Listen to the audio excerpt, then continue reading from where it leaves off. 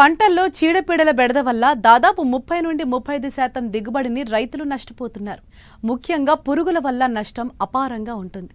రైతుకు పెట్టుబడి కూడా చేతికి రాని సందర్భాలు అనేకం. వీటి నివారణకు రసాయన మందులపై ఆధారపడటం వల్ల పర్యావరణం కలుషితం అవడంతో పాటు పూర్తి స్థాయిలో నష్ట నివారణ సాధ్యపడటం లేదు. అయితే వీటిని అతి తక్కువ ఖర్చుతో అరికట్టే పరిష్కారం ఇప్పుడు రైతుల ముందే ఉంది. ట్రైకోగ్రామా కార్డుల పేరుతో పంటలను నాశనం చేసే పురుగుల నివారణకు శాస్త్రవేత్తలు అందుబాటులోకి తెచ్చారు. మరి అది ఏ విధంగా తయారు చేస్తారు, పంట పొలాల్లో ఏ విధంగా పనిచేస్తుందో ఇప్పుడు చూద్దాం.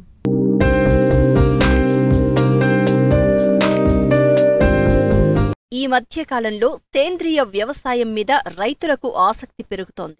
సస్యరక్షణలో రసాయనిక పురుగు మందులకు ప్రత్యామ్నాయంగా జీవ నియంత్రణ సాధనాలు, జీవ రసాయనాల వాడకం వైపు మొగ్గు చూపుతున్నారు. అయితే ఎన్పివి వైరస్ ద్రావణం, వేపగింజల కషాయం, పొగాకు కషాయం, తూటికాడ కషాయాల వంటివి రైతు స్థాయిలో తయారు చేసుకుని పొలాల్లో వాడుతూ ఉన్నారు. అయితే ట్రైకోగ్రామా గురుడ్డు పరాన్నజీవుల పెంపకం అంత సులువు కాదు. ఇది మార్కెట్లో కూడా అంతగా దొరకదు. అందుకే ప్రొఫెసర్ జయశంకర్ వ్యవసాయ యూనివర్సిటీ బయోలాజికల్ కంట్రోల్ వారు వీటిని పెంచి రైతులకు అందుబాటులో ఉంచుతున్నారు. ప్రధానంగా జీవ నియంత్రణ పద్ధతులు అంటే మనకు వివిధ పంటల్లో, వివిధ పొలాల్లో ఆశించి నష్టపరిచే పురుగులు, చీడపీడలపైన ప్రకృతిలో సహసిద్ధంగా ఆశించేటువంటి పరాన్నజీవులు, అలాగే బదనికలు, అలాగే వివిధ రకాలైనటువంటి శిలీంధ్రాలు, బ్యాక్టీరియా, వైరస్ సంబంధించిన జాతులను అభివృద్ధిపరిచి పంటలను నష్టపరిచే చీడపీడలపైన వినియోగించి తద్వారా తగ్గించడం జరుగుతుంది. ఈ విధానాలను, ఈ పద్ధతులను మనము జీవ నియంత్రణ పద్ధతుల కింద తీసుకుంటాము.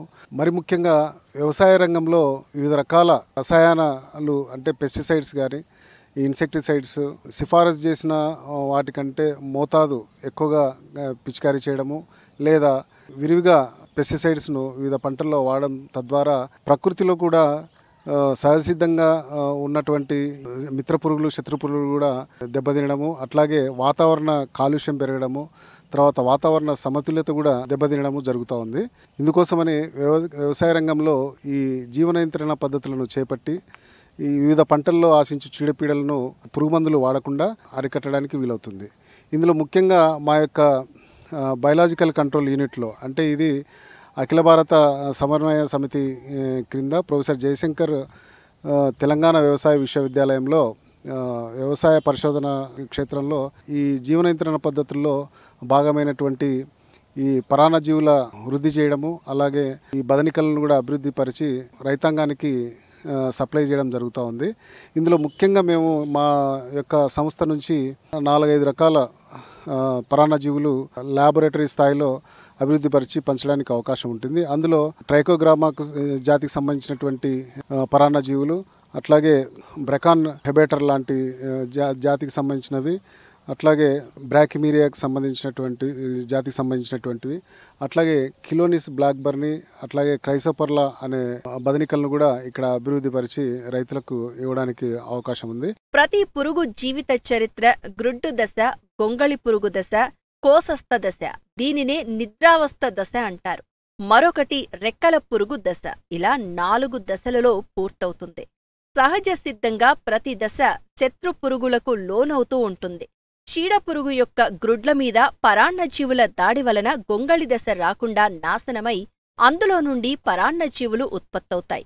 వీటిని గ్రుడ్డు పరాన్నజీవులుగా వ్యవహరిస్తారు. గ్రుడ్డు దశను నశింపజేసే పరాన్నజీవుల్లో ముఖ్యమైనది ట్రైకోగ్రామా గ్రుడ్డు పరాన్నజీవి. ఇది వివిధ రకాల పంటలలో పలు రకాల పురుగులపై గ్రుడ్డు దశలో ఆశించి వాటిని నాశనం చేస్తుంది. ట్రైకో కార్డులుగా వ్యవహరించబడే పరాన్నజీవులు ఆశించిన గ్రుడ్ల కార్డులను రైతు సోదరులు పంట పొలాలలో ఎకరాకు 4 చొప్పున ఆకు అడుగు భాగంలో అమర్చుకున్నట్లయితే ఆశించిన ఫలితాలను పొందవచ్చని సూచిస్తున్నారు శాస్త్రవేత్తలు.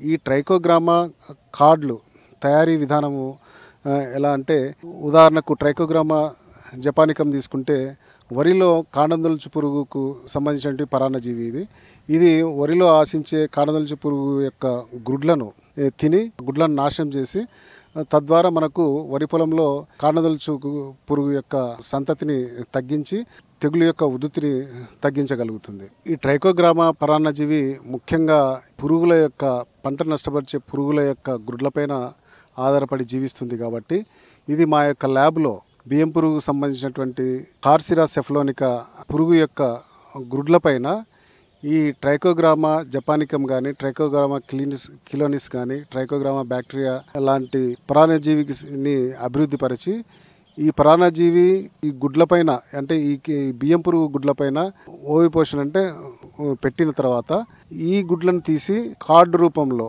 10x15 సెంటీమీటర్ల వెడల్పు గల కార్డు రూపంలో మేము ఈ గుడ్లన్నింటినీ పరిచి రైతులకు పొలంలో అమర్చుకోవడానికి ఇస్తాము. సో ఈ రకంగా ఈ ట్రైకోగ్రామా కార్డులు బియ్యం పురుగులో ఉన్నటువంటి ఈ ట్రైకోగ్రామా పరాన్నజీవి యొక్క గుడ్లు పొదిగి అవి మళ్ళీ దాని యొక్క ట్రైకోగ్రామా అడల్ట్స్ వ్యాస్ప్స్ బయటికి రావడం కోసం మినిమం 8 నుంచి 10 రోజులు పడుతుంది.